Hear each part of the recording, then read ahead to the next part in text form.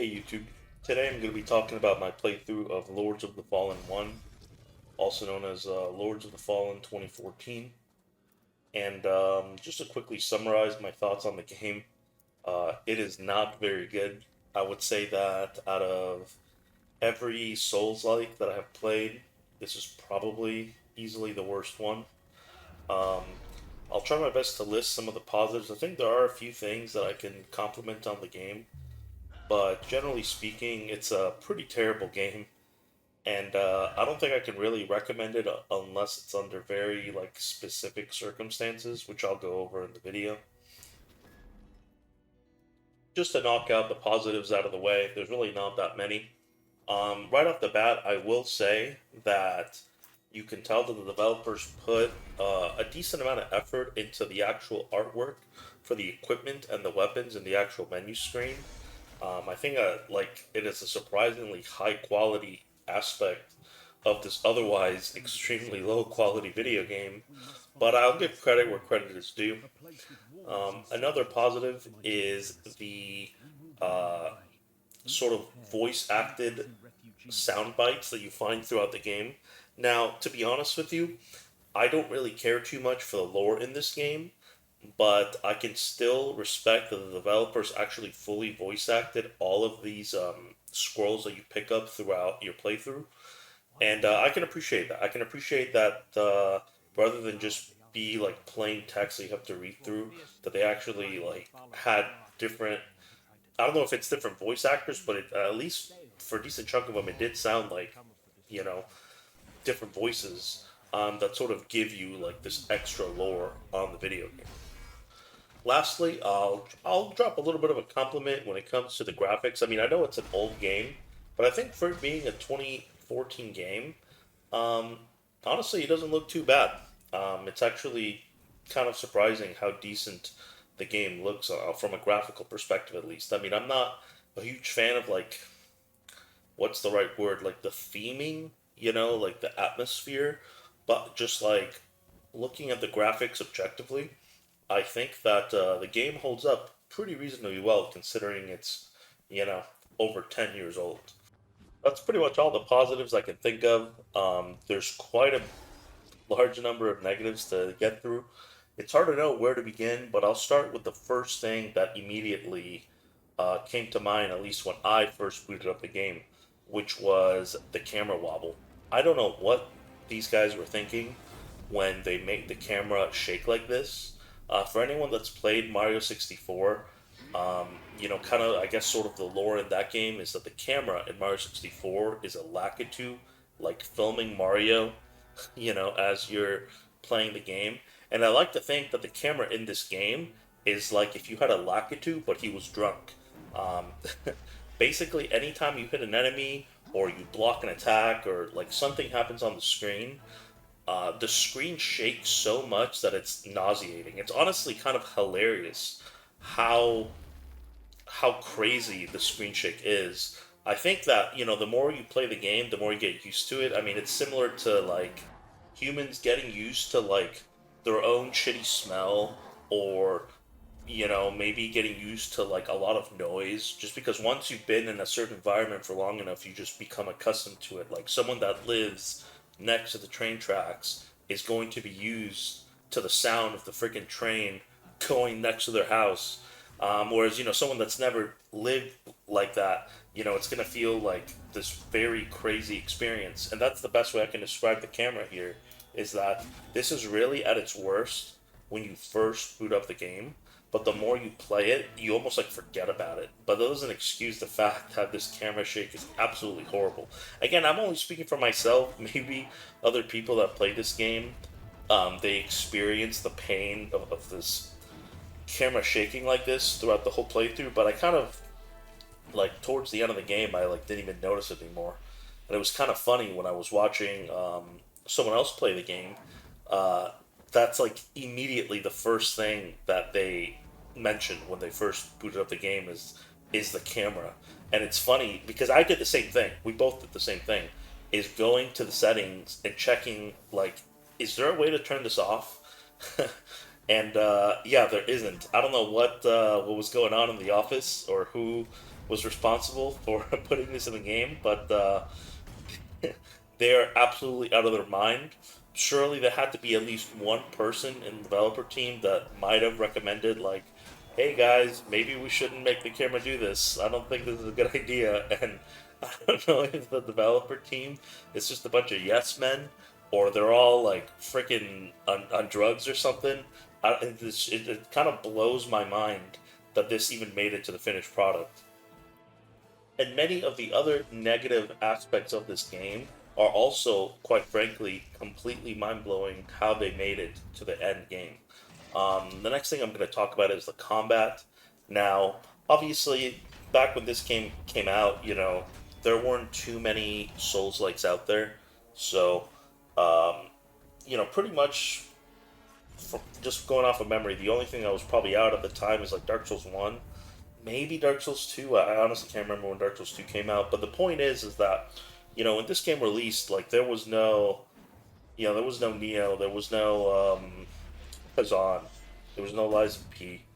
Um, so in many ways, you can sort of tell how these guys were sort of trying to not copy Dark Souls 1, but sort of create their own spin on that formula. And Dark Souls 1 is known for being a very slow game, but these guys honestly took that slowness of Dark Souls 1 and just amplified it to such a degree that it just feels like you're walking on molasses like the entire game. It just feels like you're in almost like outer space or something. Everything is just so slow and sluggish that it's just quite frankly, a extremely miserable experience. Um, it's basically every weapon is like an ultra great sword in any other Souls game. It just takes so long to swing your weapon that it's honestly kind of laughable. And then when you look at even some of the Dex weapons, they're also honestly not very fast either. I think the fastest weapon from everything that I tried was like the staff. It looks like kind of like the Wukong staff. But even that is like you'll be lucky to get two attacks. I think like the straight sword is reasonably fast. You'll be lucky if maybe you get three attacks. Like that's rare. Um, and then I just need to take a moment to talk about the dual blades. I still, to this day, don't really even fully understand how these work. Um, it's actually this is another one of those like so asinine aspects of the game that I almost just question reality itself and how this made it to the finished product. So let me just explain how the dual blades work in this game. So when you have a dual wield weapon equipped, and this is from my understanding, maybe the Lords of the Fallen 2014 pros can enlighten me on this, but I spent a decent chunk of time on a separate playthrough trying to figure out how the hell these worked, and I could not really figure it out.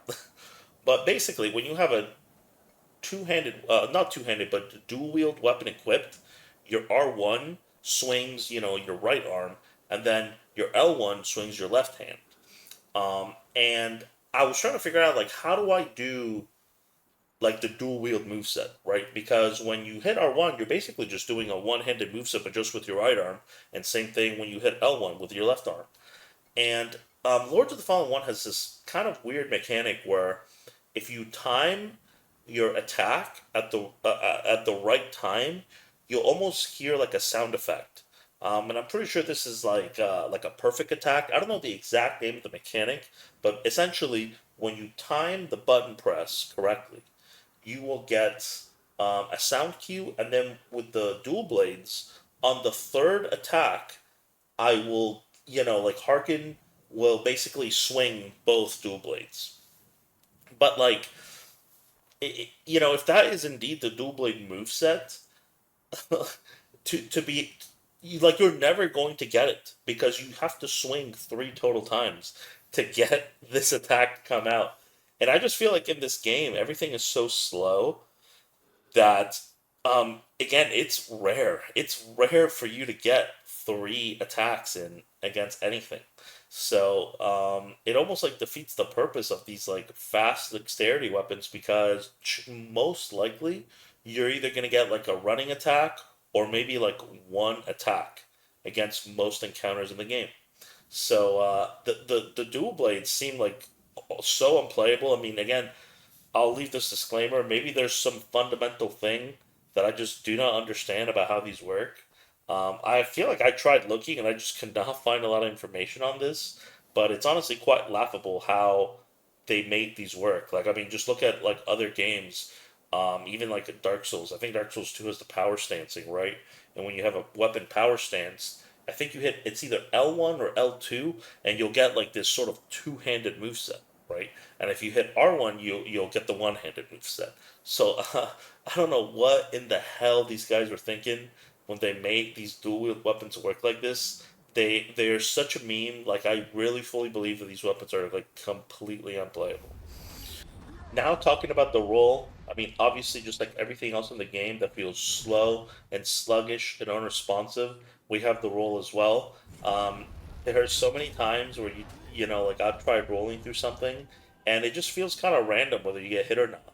To the point where like I have to use a shield.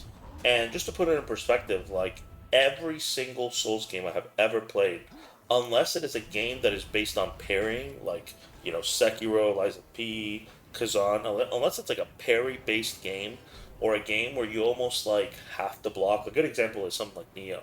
Like against human opponents, blocking is just like I'm not saying you have to do it, but unless you're like ridiculously good at the game, chances are you're gonna have to block something, right?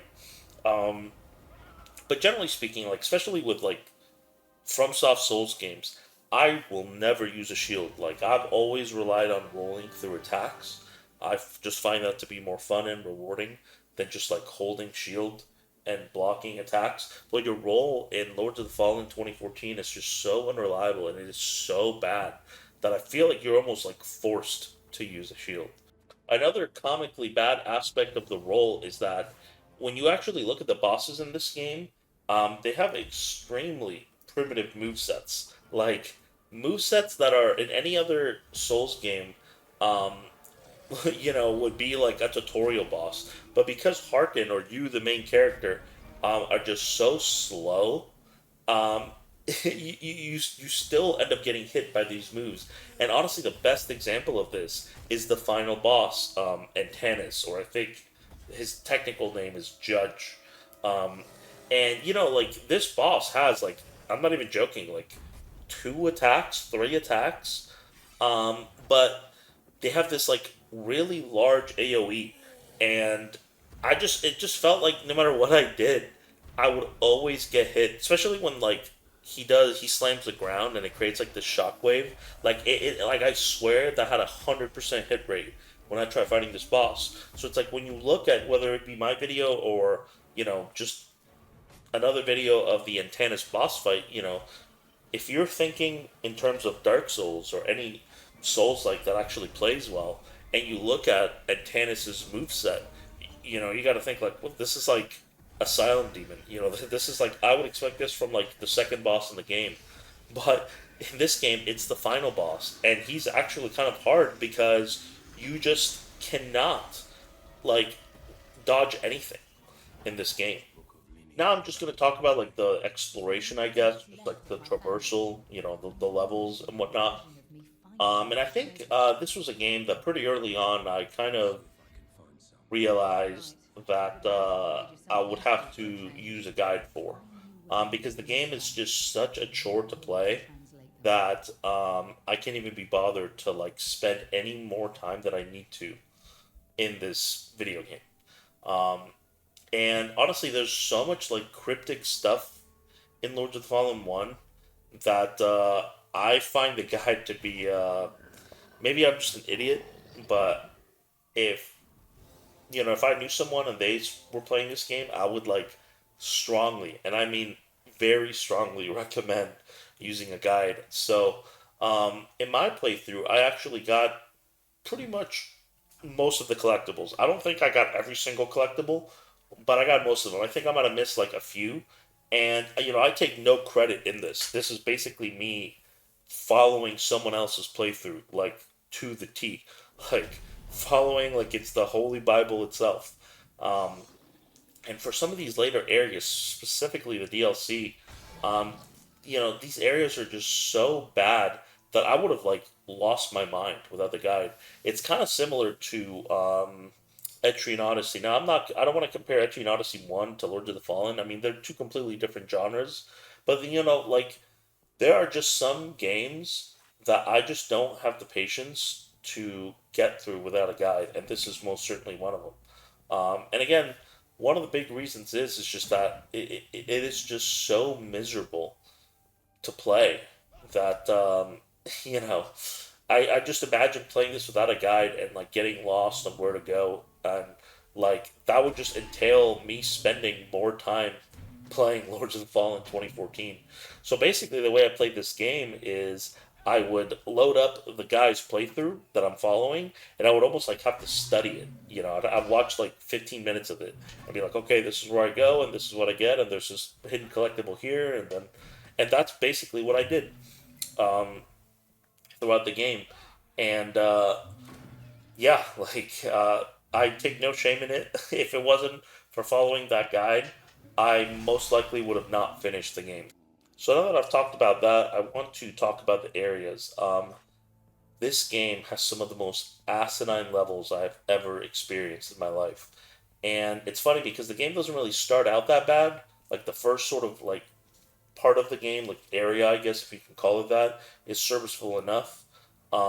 This doesn't really start getting bad until, in my opinion, you reach the Rogar realm, which honestly, you reach it pretty quickly.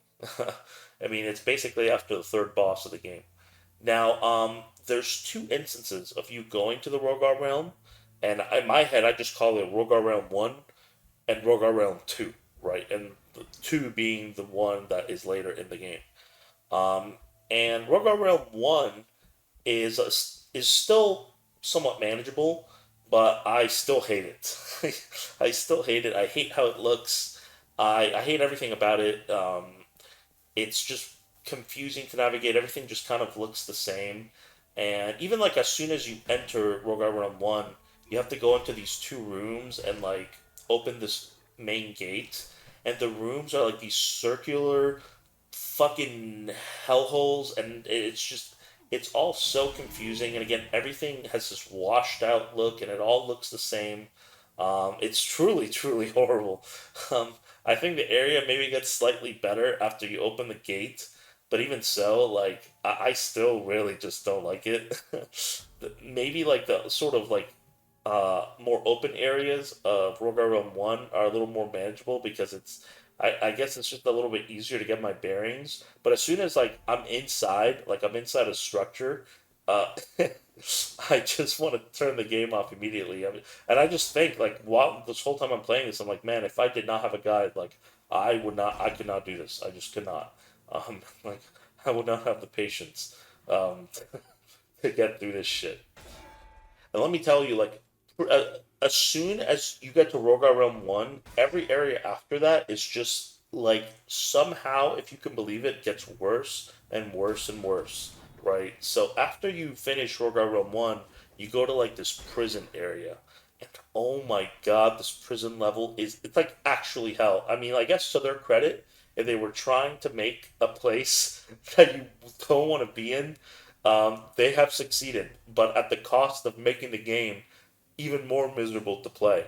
Um, Everything I said about Rogar Realm 1 is almost like amplified in this prison area. Again, everything looks the same. There's these two sort of rooms where there, like you can kind of see the sunlight coming from, like these small open areas, and there's two of them, and they both look the same. Like I something. So while I was playing, I would be like, like have I been here? But it's actually the other open area. Like I can't describe it. Like I'll put it in the video, for the review or the discussion or whatever.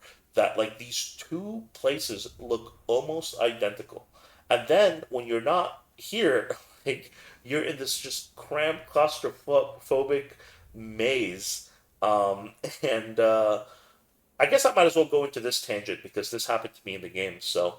Um, in Lords of the Fallen 1, and this is relevant to what I was talking before, I promise. In Lords of the Fallen 1, whenever you enter a new instance area, it resets everything in the game.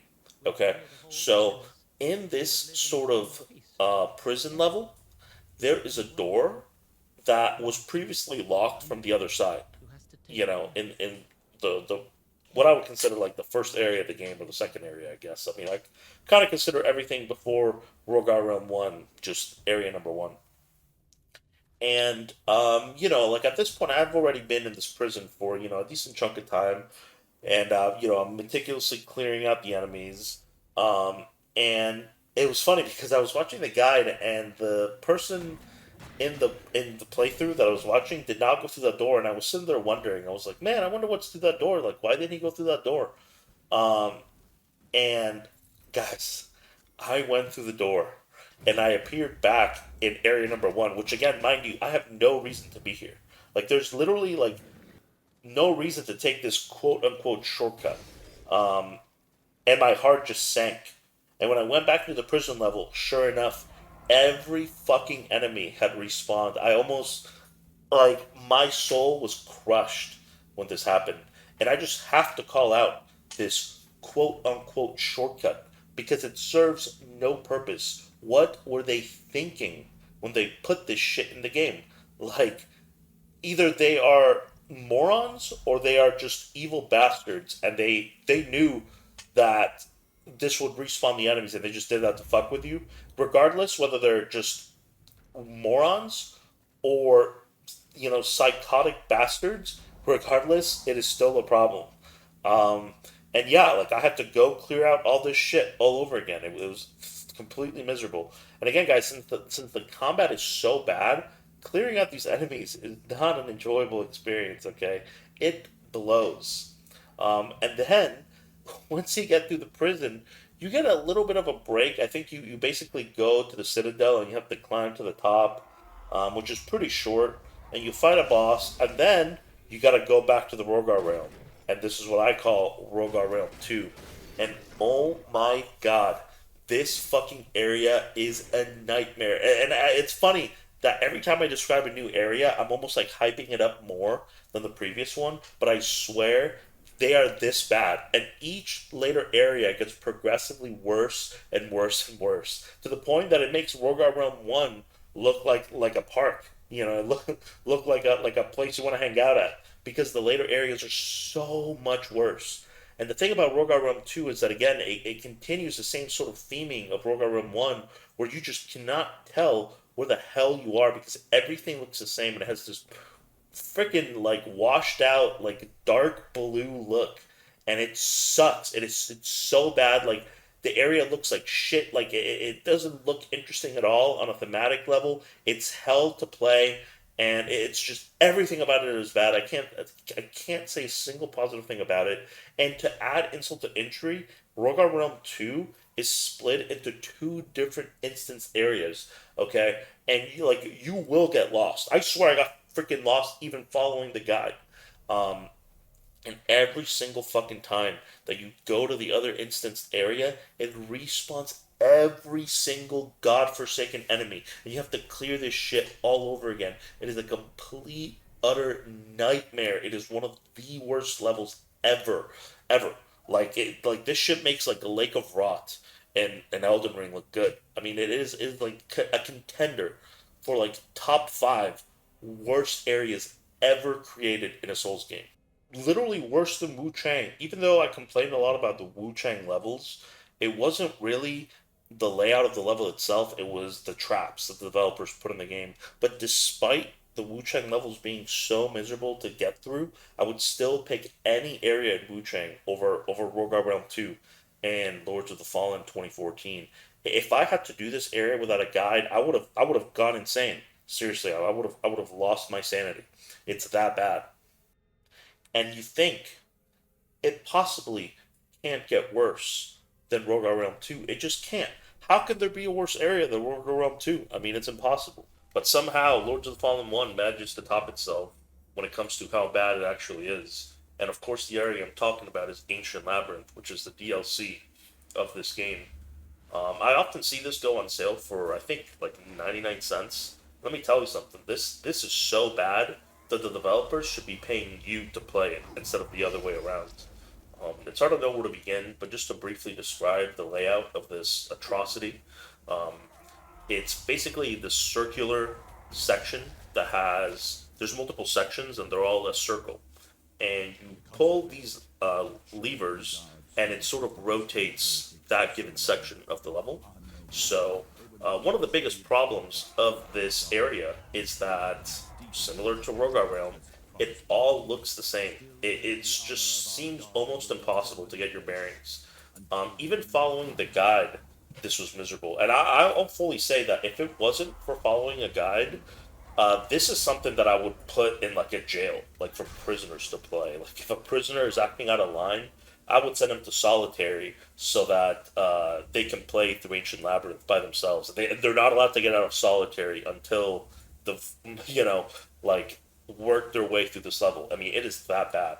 The most comical aspect about it is when I was looking back at my playthrough, I noticed that there were so many sections where I was basically paused. Like I was looking at the equipment screen because I had to keep pausing the game to see what the guy in the playthrough was doing because otherwise I would get lost. And let me tell you, I was deathly afraid of screwing up because if I, didn't pull a lever, as much as I needed to, or if I, um, you know, pulled it too many times, um, I was completely screwed. Like I am totally lost. And let me tell you guys, like, trust me, everything in this area looks the same. Good luck knowing where the hell you are. And then like the enemies, there's like not even any new enemies in here. Like the skeletons, I guess. But the thing is, guys, is that the skeletons are basically just human enemies reskinned as skeletons. The other issue with this area, if somehow you've been playing through this game without using magic, I'm pretty sure you can't even hit the ghost enemies with your weapon. Like the only thing that kills them is magic. Maybe I'm wrong. If someone is a Lords of the Fallen 1 specialist and they could enlighten me on this, please let me know. But as far as I know, if you don't have magic, you're just completely screwed. I don't know how the hell you're supposed to get rid of these enemies. Um, but yeah, like everything about this area is bad. I mean, it truly is a case study on how not to create a level. The fact that they charged money for this is honestly criminal. And I would, out of every single Souls like that I have played, this is easily number one in terms of the worst areas I have ever witnessed in the genre. So now that I've gone over the dog shit areas, I'll have a quick section talking about the dog shit bosses. Again, like I mentioned earlier, because Harkin or you the player are so slow, the bosses themselves are also slow as fuck, but also manage to hit you a bunch of the time. One of the more laughable things about the bosses in Lords of the Fallen 2014 is the fact that a lot of them have, I shit you not, maybe two or three attacks, if you're lucky, four. For example, the boss in Rogar Realm 1, I swear this boss has like two moves, if I'm going off of memory. Um, and again, even the final boss in Tanis has like three attacks, maybe. But again, good luck dodging them with, Harkin moving slower than a freaking tortoise. I did want to talk about a specific boss. I've already kind of talked about the final boss. I mean, there's not much else to say. He has three attacks. When you're watching a video of someone doing it, you might think like this is the easiest boss ever, but you just can't understand how shit this is until you have played the game.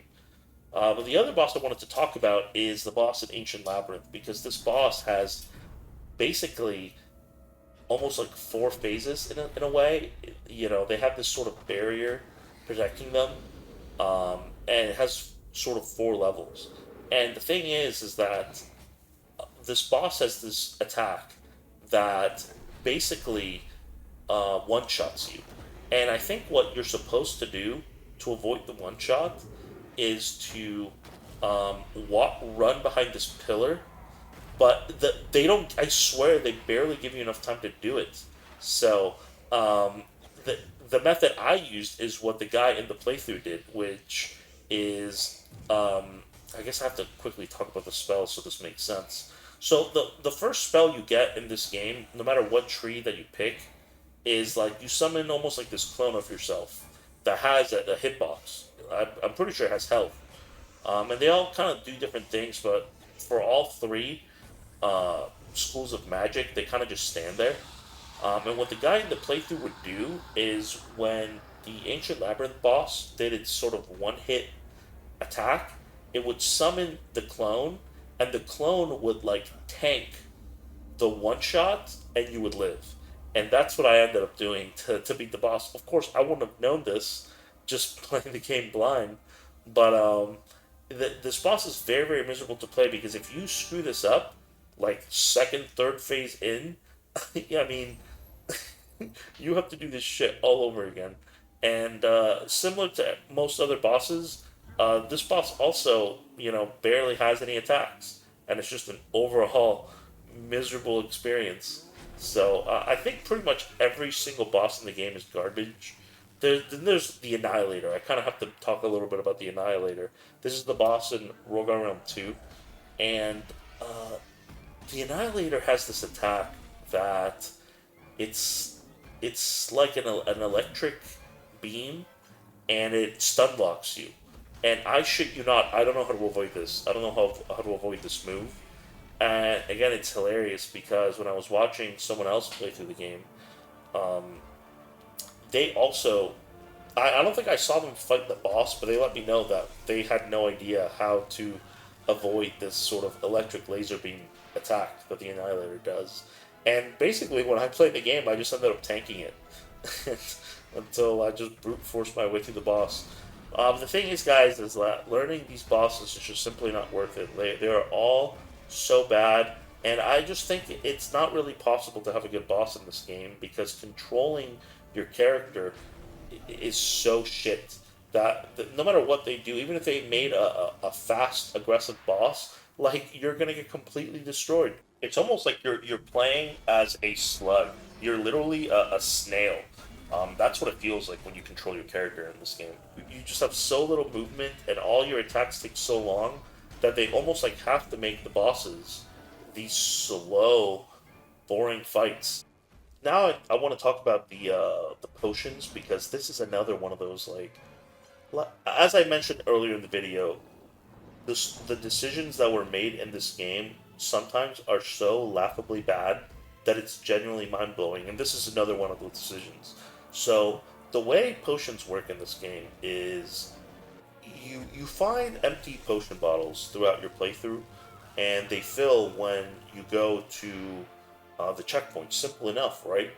But the thing is that not all of your bottles fill up. Whenever you go to a checkpoint, there are these sort of crystals floating around the checkpoint, and that is what determines how many charges of your potion that it fills up. And I'm pretty sure this is time based, as in if you've rested at a bonfire too many times, you you don't get heals off of your potion for resting. So I don't know what the developers expect you to do. I guess they expect you to just wait, like, as in leave the game running until these crystals respawn. It is it is so shit. You almost have to respect it because it is laughably bad. It's one of the worst mechanics I've ever seen in this type of video game. What were they freaking smoking when they put this in the game? It is such a convoluted, dog shit ass system that you almost have to admire it. I want to talk about the magic. Now, since I basically followed a playthrough when playing this game, I went as far as to even copy the guy's build of whose playthrough I'm watching. Like, I was not taking any chances. And what this person used and what I ended up using is the red magic tree. And let me tell you something. Magic, if you pump faith, which is the magic stat in Lords of the Fallen 2014, you will basically become Thanos. You will pretty much trivialize almost every encounter in the game except maybe the bosses. I think against the bosses, I don't know if they have just more magic resist or whatever. So for the most part, um, for the bosses, you do have to hit them with your weapon. I think there was one boss that I actually almost never hit with my weapon, hilariously enough, which was the boss in the prison level. I do remember that all I used against this boss was one of the magic spells. And it's kind of funny because I literally just copy pasted what the guy did in the playthrough. Like he fought the boss this way, and I was thinking like there must be a reason why this was the method that he fought that boss, and that's exactly what I did. But generally speaking, bosses take a little bit of reduced damage from magic from my experience. I want to take this section to talk about the magic. Um, and there's, I believe, four spells in the game, and there's three different sort of schools of magic in the game. And I used the red magic. That's what the guy in the guide used. So again, I just copied what he did. And I'll just briefly go over what each spell does. Again, your first spell is you summon this like spirit that just kind of stands there. And I believe that all three schools of magic start out with a spell like this, but they have different effects. Like some of them might restore your mana, some restore something else. But the red one restores your health. So if you see in my gameplay that I just stand there and wait for my health to slowly come back from this spell. And again, the reason why I played so lame is because I am not taking any chances with this game. I mean, the game is just such a slog to play through that I will play as lame as possible to minimize the pain. Um, and then the other spell, I believe it's called Rage, and it's like a buff to yourself. And I honestly can't remember exactly what it does because I barely used it. I think it either gives you more damage or it reduces the stamina of your attacks. But my argument is, why even bother with the spell? Controlling your character is an absolute nightmare. Again, he's like a slug, so why even waste your mana or your magic meter on something that enhances your attacks when your attacks just suck? Then another spell, I think it's called Ram or Battering Ram, something like that, where you basically just summon the spirit that just runs whatever it is you throw it at and it does damage. It's kind of like the mid tier damaging spell. And I remember I exclusively used this to deal with the boss in the prison area. And the reason why I did that is because that's what the guy in the guide did. So I kept thinking, like, there has to be a reason why he fought the boss this way. So I'm just going to do what he did. And yeah, I mean, that boss was basically entirely cheesed. And then lastly, you have Quake, which is the most powerful spell in the tree, and this spell is like the MVP of the entire playthrough. It trivializes pretty much every single enemy encounter besides the bosses, except for the mage enemies that have a resistance to magic.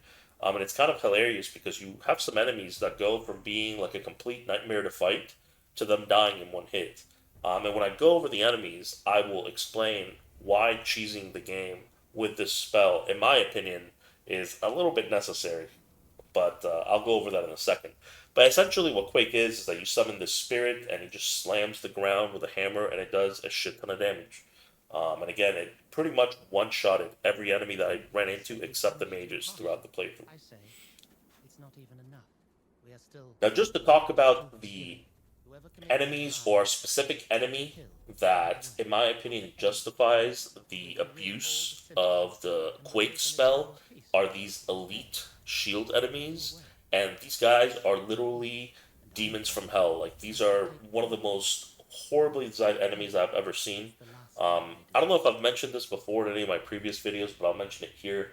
Pretty much any enemy that is like extremely defensive, that just sits there and turtles with a shield, I have always hated in any Souls like that exists. I hate fighting these enemies. They are boring and just not fun to fight. And Lords of the Fallen 2014 had that, but on crack. So these elite shield mobs are absolutely insane. They basically have their shield permanently up, and if you happen to hit it, even like the side of it, your weapon will bounce off of it. They do an absolutely disgusting amount of damage, and they attack relatively quickly as well. And they just track you perfectly when you try to get behind them. So I honestly don't even know what the strategy is to fight these enemies without magic. I mean, I'm surely there has to exist one, but I just don't know what it is. Like I can't get behind them. I can't break their posture. So yeah, these are the most horrible enemies I've ever came across. And really, what I ended up doing to deal with them is just killing them with one hit with the Quake spell. I mean, it's kind of funny because I know someone that said that they beat the game when it came out, and they mentioned that they didn't use magic at all, and I just didn't believe them. I was like, how did you fight the shield guys? Like how did you deal with these guys? I mean, there has to be some kind of trick to it, and I just don't know what it is. But it's kind of hilarious because when he got to the part of the game where these enemies first appear, he tried fighting them like normally with his weapon, and he was just like, "What the hell? Like, what am I supposed to do? Like, how do I deal with these guys?" And I was sitting there laughing because it's like, yeah. So again, if someone's a Lord of the Fallen One expert and they know what the strategy is to deal with these elite shield enemies, by all means let me know. But I could not figure it out. So thanks to Quake, I was able to deal with these enemies. But at the end of the day, you're basically just cheesing the game. I mean, the spell literally kills them in one hit. So now I want to talk about the invisible walls. Once again, another thing in Lords of the Fallen 2014 that is so mind-numbingly weird and laughably bad that all you can really do is laugh. So I've kind of mentioned before that I hate illusory walls in any game that I play. Like any video game that I play, I think illusory walls suck. Um, but this game took it a step further, and in a game like Dark Souls where you just have to hit the wall, I think in Dark Souls 2 you actually have to press A near the wall. For whatever godforsaken reason, these developers thought it would be a good idea to make the action that breaks the wall being running towards it with your shield up. I mean, what the hell are these guys on? They must be out of their freaking mind. Who who's responsible for this? Like who decided to make this the input, the action to take to break a wall? What if you're not using a shield? Like it's so bafflingly shit that you just have to laugh. Like it's funny how bad it is. So I have to mention that. And like some of the illusory walls too. Like I remember there was one, not illusory, but hidden breakable wall in the prison level that was like inside this cell, and I just could not get the right angle to like run into this tiny cell with my shield up to break the wall. It is so fucking bad. Why? Why can't they just make it so your swing breaks the wall? It's so nonsensical. I wish I could ask them. Like if I could ask the devs a question, it was who decided to make this how you break these breakable walls? It is ridiculous. I want to talk about the rings a little bit. So what this game did with its rings, it's just another comically bad aspect of this video game. So when you get a ring, it doesn't have a dedicated section that tells you what the function of the ring is. It's almost mixed in with the lore. So there were certain rings or accessories, whatever you want to call them, that I would find and just not have any clue what it even did. I don't know if I'm just stupid, but like I get wanting to have lore for for the items in the game, but please, for the love of God, have a dedicated section that just tells me exactly what the freaking ring does. It's so shit. Quickly talking about the interconnectivity, it's actually kind of funny to see that this game at least made an attempt to be interconnected, similar to Dark Souls 1. And even in my Dark Souls 1 video, I made the point that I don't even think Dark Souls 1 does that great of a job at it anyway. But you can sort of tell that they had these different ways to lead back to earlier areas, like I mentioned earlier, being able to go from the prison sort of to this like earlier part of the game. But I shit you not, there was not a single time where I saw it fit to take this shortcut from the prison to the outside of that early game area. And there's just no reason for that shortcut to exist. And honestly, the interconnectivity is pretty bad. Like the only other case I can think of is Rogar Realm 2 just being like farther along than Rogar Realm 1. So to get to Rogar Realm 2, you have to basically go through part of Rogar Realm 1. But other than that, I mean, you know, there's not much else that's really interconnected unless you count the Citadel, I guess, which is like kind of in the middle of the first area. But you know, the game is actually extremely small, as in like walking distance wise when you actually think about where you start to, I guess, kind of where the edge of the map is, which I would consider Rogar Realm 2. This area is extremely small, which is kind of the reason why there's pretty much just three environments in this game, which are, the outside snowy area, the shitty Rogar Realm that all looks the same, and the shitty prison that also all looks the same. So, yeah, the location variety is pretty freaking bad. I wanted to talk about these sections. I call them the Shadow Realm sections or the Rogar Realm sections, I guess, where you take this portal and you get taken to this instanced area where you're either fighting a bunch of enemies or you're following this orb of light around. My biggest issue with these sections is that the arena or the place that you get teleported to is almost pitch black, so you can't see anything. You can't see the enemies in front of you. So it's just an overall pretty miserable experience. I don't know who decided to make this so dark to the point where you can't see anything, but yeah, whoever was responsible for that did not do a good job. And towards the late game, some of these can get kind of hard because again, you might be surrounded by enemies and you just don't know it because it's too dark to see anything. And then on some occasions, you'll have like this ring of fire spawn around you, and then it'll spawn multiple enemies for you to fight. And to be honest with you, if it wasn't for Quake just one-shotting basically everything besides magic enemies, like there's these mages that Quake does a lot of like very reduced damage to, and it spawns one of those in these fire circle sections. And these enemies are also just a giant pain because they can basically suck your health out of you. It's like a tether that just drains your health.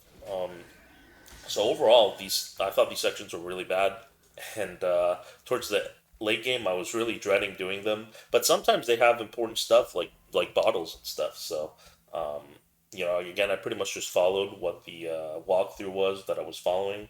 But yeah, I hated these. I hated these. I mean, it seems kind of lazy. Rather than designing some kind of level or whatever, you just make this open area, but you make it dark as fuck so you can't see anything. It's just overall pretty bad.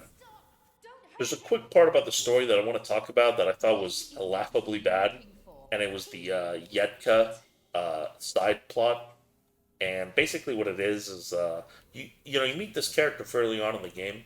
I think it's the only female in the game, uh, and it was kind of weird because I feel like the devs were taking Harkin and Yetka's like dynamic to more of a like, oh, this is like Harkin's eventual like romance option, because they're kind of witty with each other.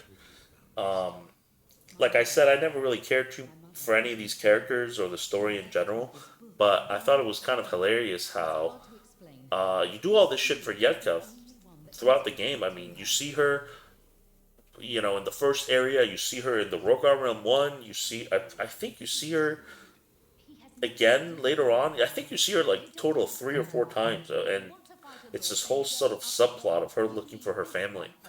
And then at the end, in Rogar Realm 2, this is pretty late into the game, she finds this giant Rogar, this giant demon-looking monster, and she says that this thing can take her to her family, and you're given the option to kill the Rogar or spare it. Now, obviously, I spared it. I was curious how this quest would end, and I shit you not, the Rogar literally just teleports Yetka to who knows where, and that is the last time you see her.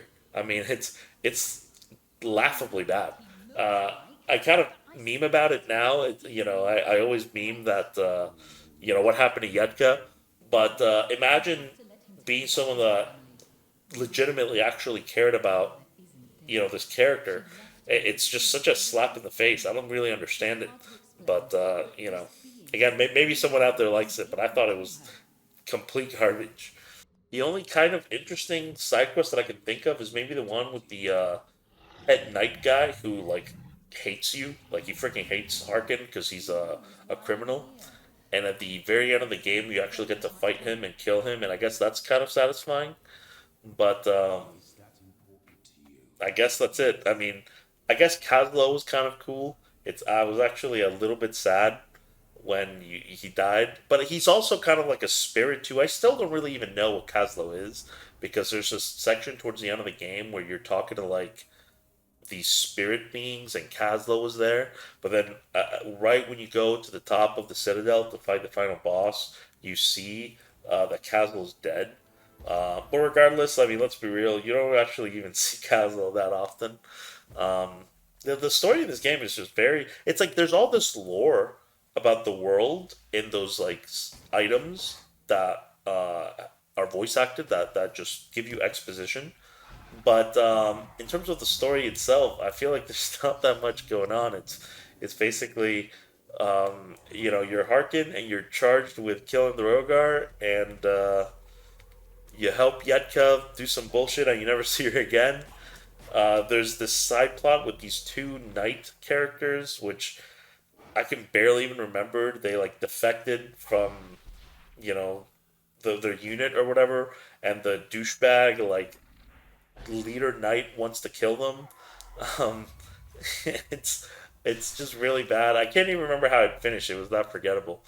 And I think that's pretty much it. Oh, there's the doctor guy who, in the very early on, you cut his arm off, and eventually, if you bring him, I think the Tyrant Hearts. Yeah, there's these enemies that basically revive, and their heart is like in a jar, and you can't kill them until you destroy the jar. And I think every time you kill this one of these enemies for the first time, I don't think they respawn actually. They drop a Tyrant Heart. I think that's what it was. And if you take them to him, he'll upgrade your potions. Um, but again, this is all very like generic, forgettable stuff. There's not much um, that is memorable about the story in this game. I will actually say probably the coolest part that I remember most vividly in this game is like the scene where you take the elevator all the way to the top of the Citadel and to fight the final boss, and you see like this demon Antanis just standing there looking over like the balcony. And I actually thought this scene was actually kind of sick. And then like Antanis turns around and he just friggin' like does this monster howl and he just charges you. That was like probably the most memorable part for me. I don't know, it's kind of random, but I thought the whole like I don't know what the word is, like choreography I guess of that scene was actually kind of cool when you go up the platform and you just see like a Tannis looking over the Citadel. Um, that's pretty much it. I mean, story wise, like it's very little to go with here. And I think that's pretty much it. I've talked about every negative aspect of this game, which is, let's be real, most things: the levels, the combat, the mechanics, the balance. The balance is bad because the magic is broken. But to be honest with you, again, I don't know how you would deal with those shield enemies without the magic. I think the story is pretty bad. um, I guess I have no opinion on the music. To be fair, I can't even remember any of the music. I mean, it didn't piss me off, but it was definitely not memorable at all. So, the best thing I can say about the music is that it's not the worst thing I've ever heard. But yeah, just to summarize, I mean, this is one of the worst games I've played. Obviously, there's so many games that I own that I haven't played that I'm never gonna set out to play. A game that I know is just irredeemably bad. Like I'm not gonna go play like friggin' Bubsy, or I don't know, something I would never play. You know what I mean? This is probably as low as I can go. And honestly, the only reason I did this was because I don't even think Lords of the Fallen 2 is that bad. To be honest, it's not a good game, but it's not. I don't think it's as bad as people make it out to be. So I felt a little bit obligated to play Lords of the Fallen 1. But to be honest with you, this is a game that I would. If there was like a Dark Souls or a Souls like fraternity for college, my hazing ritual for new recruits would be to play this game. That should let you know that how bad Lords of the Fallen 1 actually is. I think that a big part of the enjoyment, and I mentioned at the very, very beginning of the video, that you can have with this game is laughing at just how bad it actually is. So if someone wanted my recommendation on the most optimal way to play this, it would be either sharing your screen to one of your friends or like, playing on the couch and like your friends watching you play. because playing this by yourself is a extremely horrible experience. But I think that if you play this and you sort of again stream it to your friends, you can all laugh at how horrible the game is. In a way, I kind of compare it to movies that are so bad that they're good, like The Room, for example, with Tommy Wiseau, or for anyone that knows Neil Breen. Neil Breen has a lot of movies that are almost like those so bad that they're good movies. I don't think that sort of so bad it's good thing translates super well to video games. I think it certainly does to a degree, and this would be one of those games, in my opinion. So again, just to summarize, I would not recommend this to anybody. The only situations I would recommend this is if you're playing it together with your friends and you've had a couple of beers or something and you're gonna laugh at how dog shit the game is, or you're like a diehard completionist and you just want to be able to say that you beat this. And I can understand it because that's the reason I played it. But yeah, if I had to give it a rating, I would give it maybe a 2 out of 10, a 3 if I'm being generous. I'm honestly leaning more towards a 2. No, oh, no, okay. I'm trying to be objective here. I'm gonna give it a 3 because the game is technically functional, even though it did crash on me once on one of the bosses. Um, but it's like barely a 3. I mean, honestly, I'd give this like a 2.5 if I could. If I was using decimals, I'd give this like a 2.5 out of 10. Don't play it. I do not recommend it under any circumstances. Having played both Lords of the Fallen 2 and obviously Lords of the Fallen 1, and when I mean Lords of the Fallen 2, I mean Lords of the Fallen 2023 or 2024, whenever it is that it came out. In my head, I call it Lords of the Fallen 2 because it's the second game they've made. But the third game that they're making is going to be called Lords of the Fallen 2. I think it's kind of comical that even the devs are ashamed of this game's very existence. And they don't even, I feel like they're not even acknowledging that it exists. Even though I'm pretty sure Harkin is in the second game, or Lords of the Fallen 2024. But yeah, don't play this game. It is complete garbage. And yeah, it sucks.